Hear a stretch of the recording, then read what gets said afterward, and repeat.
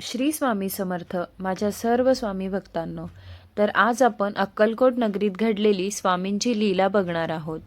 अक्कलकोट नगरी एक पवित्र पुण्यभूमी, जिथे स्वामी स्वतः आले आणि माणसांचे दुःख त्यांच्या चरणांशी विसरले गेले.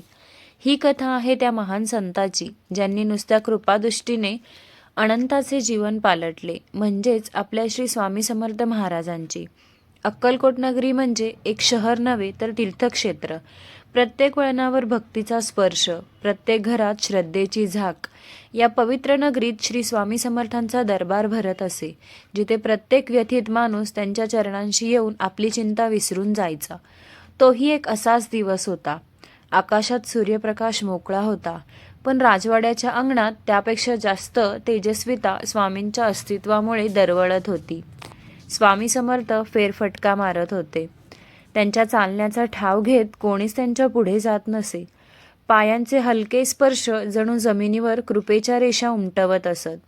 त्या दिवशी एक सेवक त्यांच्या मागे चालत होता. त्यांच्या हातात एक सुंदर सोन्याने मडवलेली मसाल्याची पेटी होती, महाराजांसाठी खास बनवलेली. त्यात लवंग, वेलची, जायफळ यांसारख्या सुगंधी मसाल्यांनी भरलेली पेटी. ही पेटी केवळ सोन्याचीच नव्हती, तर भक्तांच्या भक्तीचीही निशाणी होती. स्वामींनी त्या पेटीकडे पाहिलं. एक हास्य त्यांच्या चेहऱ्यावर उमटलं. त्यांनी ती पेटी हळूच हातात घेतली आणि राजवाड्याचे अधिपती श्रीमंत मालोजी राजेंकडे पाहून अत्यंत सहजतेने विचारलं, ही पेटी मी विहिरीत टाकू का? त्या एका प्रश्नाने सर्वांचे कान ताठ झाले. राजे अचंबित झाले.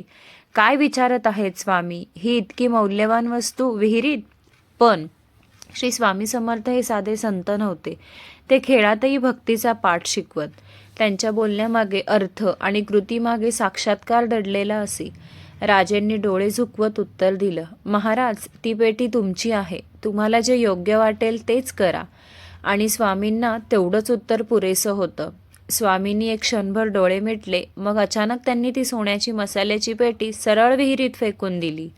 सभोवताली शांतता पसरली. एक सुस्कारा उमटला. काही सेवकांनी डोळे मोठे केले. कोणी चकित झाले, कोणी अस्वस्थ. इतकी मौल्यवान वस्तू आणि ती देखील स्वामींच्या हातून पाण्यात. पण कोणीच विरोध केला नाही, कारण विरोध म्हणजे अविश्वास, आणि स्वामी सोबत असताना अविश्वास हे अपमानासारखं मानलं जाई. तो दिवस संपला. संध्याकाळ झाली. स्वामी समर्थांनी राजवाड्यातच मुक्काम केला. रात्री राजमहालात फार काही संवाद झाला नाही, पण प्रत्येकाच्या मनात ती विहिरीत टाकलेली पेटी आणि तो प्रसंग खोलवर घर करून बसला होता, आणि कोणालाही त्याचा अर्थ कळाला नव्हता. दुसऱ्या दिवशी पहाटे सूर्यास्तानंतर नित्यकर्म आटोपून स्वामी राजवाड्याच्या अंगणात फेरफटका मारत होते. सकाळच्या कुंद हवेत त्यांच्या पावलांची नांदी गुंजत होती. ते थोडेसे थांबले. त्यांच्या चेहऱ्यावर एक गूढ शांतता होती. राजे, त्यांनी हाक मारली. मालोजी राजे तत्काळ धावत आले. महाराज, बादली आणि दोरी आणा, राजेंनी आदेश दिला. क्षणात सेवकांनी दोरी आणि बादली विहिरीपाशी आणून ठेवली. स्वामी स्वतः पुढे आले. त्यांनी दोरीला बादली बांधली. न बोलता, न काही सांगता ती विहिरीत सोडली. सगळ्यांच्या नजरा त्या विहिरीवर खिळल्या होत्या. क्षणभर सगळीकडे शांतता पसरली. मग त्यांनी दोरी खेचायला सुरुवात केली. ती बादली वर आली आणि सगळ्यांचे डोळे विस्फारले गेले. बादलीत पेटी होती, तीच सोन्याची मसाल्याची पेटी, पण ती आतून भरलेली होती. लवंग, वेलची, जायफळ आणि सर्वात विशेष आश्चर्य म्हणजे त्या मसाल्यांना पाण्याचा स्पर्शसुद्धा झाला नव्हता आणि किंचितसुद्धा ओलसरपणा नव्हता. जणू काही ती पेटी विहिरीत फेकलीच नव्हती. कोणी काहीच बोलू शकले नव्हते. आवाज हरवले होते. फक्त नजरांनीच एकमेकांना विचारलं, हे कसे शक्य आहे? राजवाड्याच्या अंगणात ते दृश्य पाहून सारे लोक स्तब्ध होते. सर्वांच्या डोळ्यात केवळ एकच प्रश्न, हे कसं शक्य आहे? मात्र श्री स्वामी शांत होते. त्यांचं मन कुठे होतं हे कोणालाच समजत नव्हतं. त्यांनी हातात ती पेटी घेतली, उघडली. आत लवंगांचा मोहक सुगंध दरवळला. वेलचीच्या दाण्यांनी सुवासिक हवा भारून गेली. पण पेटीतील कोणतीही वस्तू ओलसर नव्हती. प्रत्येक वस्तू स्वच्छ, कोरडी होती.